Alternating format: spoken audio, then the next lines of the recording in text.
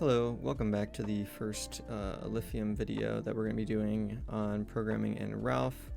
And basically what we're going to be doing here is going over the Alephium documentation and trying to get a better understanding of Ralph and it both as a programming language and as a smart contract language, as it is native to currently only the Alephium blockchain. Getting started here, you're going to start on the Alephium documentation and you are going to start in the building DApp section. If you don't already have a devnet, you are going to want to have a devnet set up, and for that I recommend opening up a new link or a new tab to the Alephium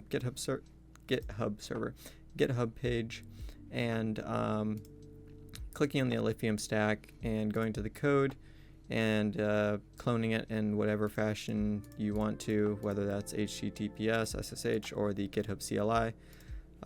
Once you have that cloned, you're going to run these commands here, and that will start your devnet in Docker. If you want more information about the devnet and Docker, I will post a link in the description to a video that does go into more detail about using devnet and Docker. However, usually this is something that is relatively easier to do than actually the Ralph component of the video, which I'm doing right now.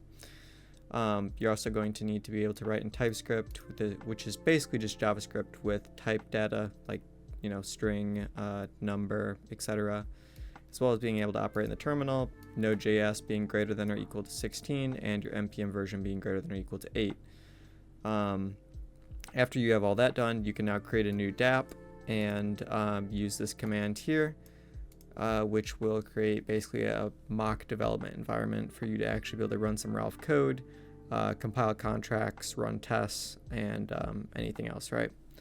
So I'm going to start off with copy pasting this command and copy pasting it into my VS Code.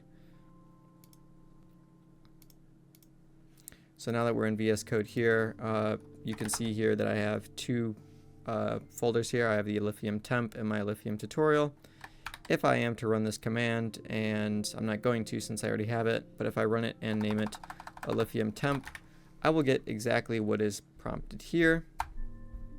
I'm not going to run that for this case, and instead I'm just going to show you that in here you'll get a contracts folder, a node modules folder, a scripts folder, an src folder, a test folder, and a bunch of other files that are important to actually running your Ralph contracts, most importantly the Alephium config.ts, but also the node modules that are required to actually do those things.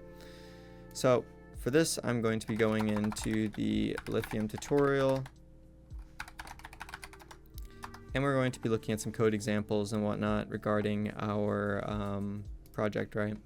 So looking at the Alephium tutorial here, we have an artifacts folder, we have a contracts folder, a coverage folder, node module scripts, Sol, which is my comparison of Solidity to Ralph, which I'll be going over closer to the end of this video, as well as the src for the actual function once it's been integrated on the React side, aka the front end.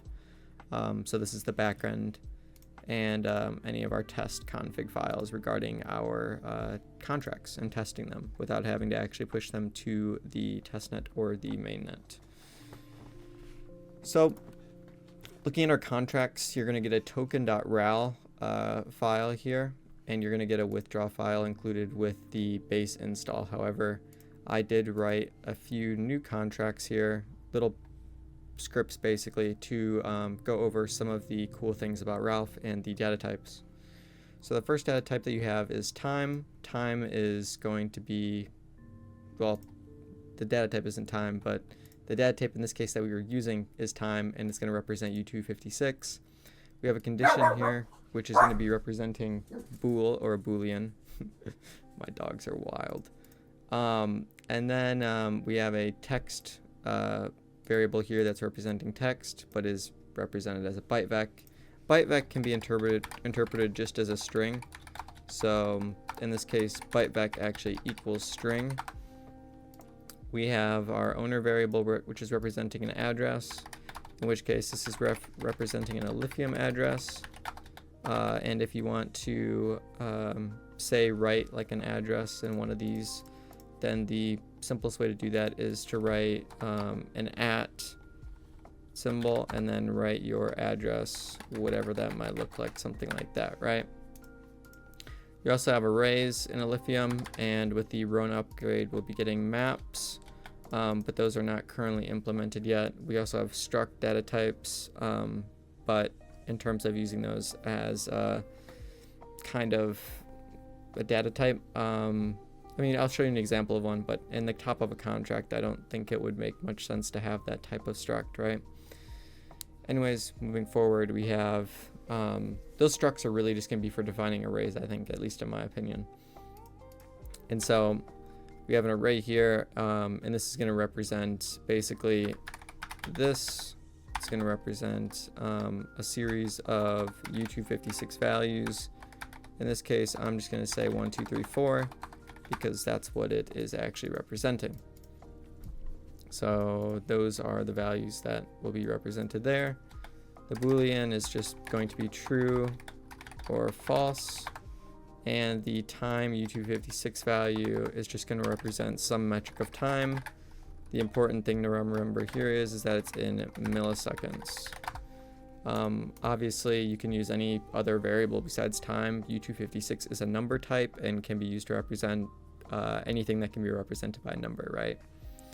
So now that we're looking at all these that we have here, we also see that we have some functions below here. If we remove these functions, Alephium is actually very smart and actually will be able to tell us that we have basically things here that aren't making any sense. Oh, forgot to save. That would definitely affect it and its compile.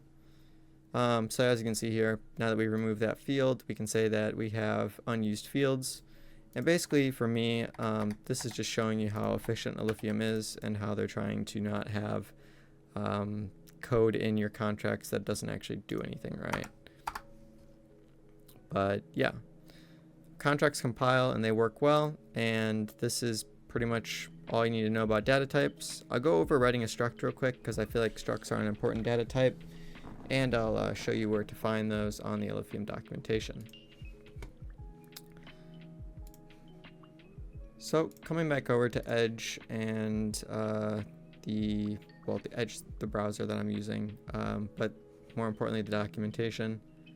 We have our data types here in the Ralph language in the getting started section. And so that can be seen right here as a struct.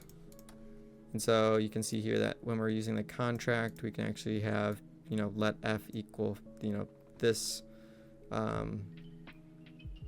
this struct right here that we're saying, and then we can actually say, mute ff equals foo, and then be able to modify the value of y and go and change it from y to then being represented by 3 instead. So y goes from being 2 to becoming 3. So let's just kind of write an example of that, right? So we'll go back into VS Code here, and we will write an example of us doing exactly that. So we're going to write it in this function because I feel like it. So we have struct foo,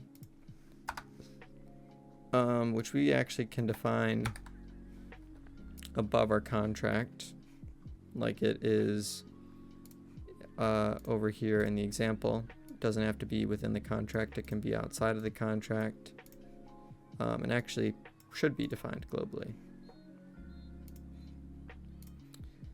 So now we're going to take ourselves back into our actual VS Code instance, and we're going to write those down. So let's get to the top of our contract and write our structs, which is basically a data type that we're defining. So as you can see, we have struct foo of x mute y, and we're going to then say let temp foo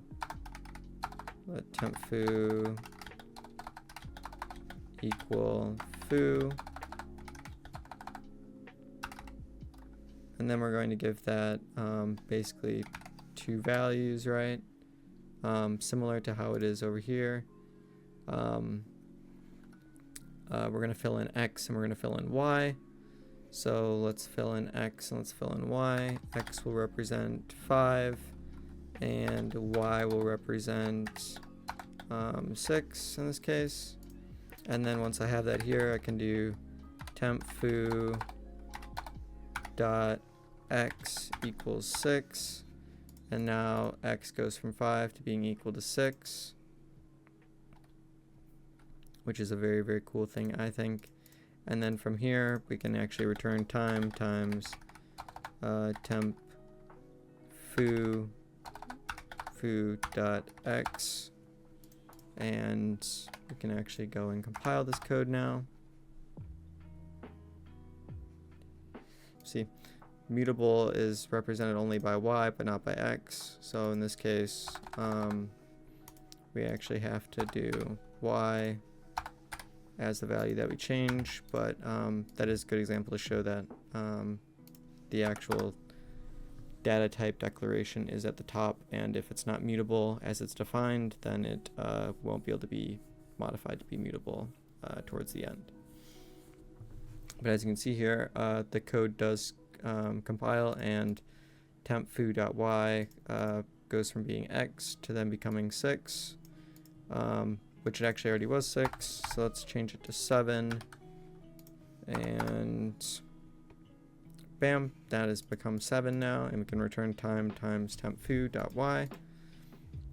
If we want to test this, we can actually go into here and we can actually build out our actual contract and actually get basically arguments to test the function, and further basically like see what it is exactly that our contract is doing. So I'm going to leave the testing to the next video, as I think the testing is important to learn on its own. However, if you guys like this video and the content, then I'll see you guys in the next one. Peace.